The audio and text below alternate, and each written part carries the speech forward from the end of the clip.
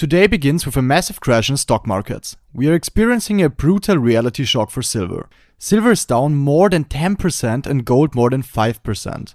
While many investors were still celebrating after a historic rally, today is a hard slap in the face for anyone who thought silver and gold would only go up in a straight line.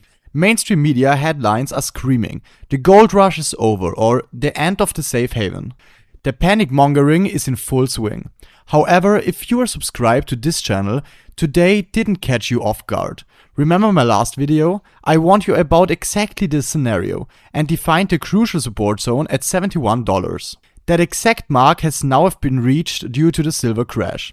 Is this the moment the house of cards collapses, or are we looking at the buying opportunity of the decade? Why is this happening now?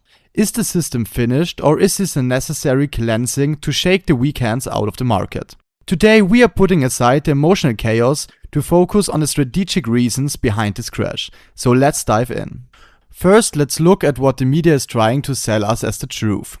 The new PPI data, producer prices, for February 2026 was just released. At 3.4%, it was significantly higher than expected.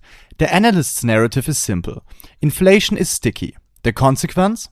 The Federal Reserve will be forced to keep interest rates high for much longer than the market expected. When rates stay high, the US dollar index shoots up, making non-interest-bearing assets like silver and gold look worthless. They want you to believe the macroeconomic environment has fundamentally changed and that you must sell your gold immediately. To be honest, that is nonsense. The paper price may fall in the short term, but structurally, the world looks very different. What the media ignores is that gold was a very crowded trade. In early 2026, after a 60% increase last year, massive amounts of speculative capital flowed in. That is where the trap snaps shut. To understand why this crash is so brutal, we have to talk about the market structure. We aren't seeing an organic sell-off by long-term investors. We are seeing a mechanical meltdown. Wall Street's systematic hedge funds control this market via algorithms. These algorithms don't care about geopolitics, they only care about momentum and mathematical triggers. The spark that lit the fuse today was a massive oil price shock. Due to escalations in Iran and the closure of the Strait of Hormuz, crude oil shot toward $100 per barrel. This terrified the bond market and pushed 10-year treasury yields higher.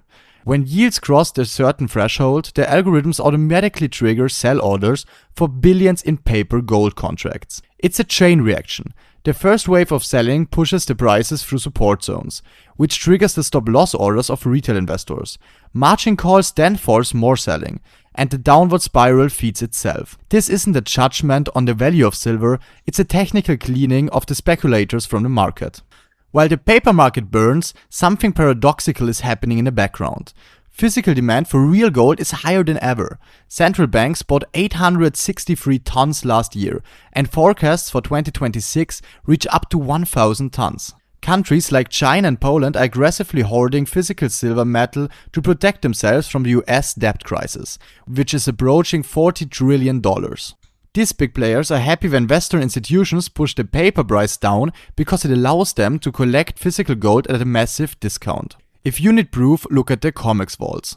Registered stocks, the gold actually available for delivery, have dropped from 24.25 million ounces last April to just 16.7 million. That's a 31% drop in less than a year. We are witnessing a massive transfer of wealth. Metal is leaving the Western banking system and is disappearing into private and state vaults. History shows us the path. In the 2008 financial crisis, gold corrected by over 30%. Institutions had to sell their paper assets to raise cash for other bad debts.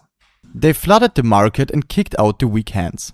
And then precious metals started a new rally to record highs. The mechanics today are exactly the same. For me, this pullback is not a reason to panic, but a strategic buying opportunity.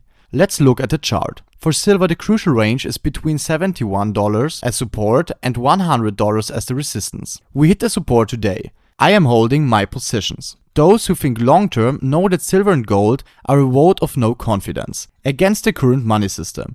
As long as global debt and tensions remain, the fundamental picture is indestructible. If you like this video, consider watching those two videos to get more insights. Don't let short-term red candles drive you crazy. Stay rational. See you.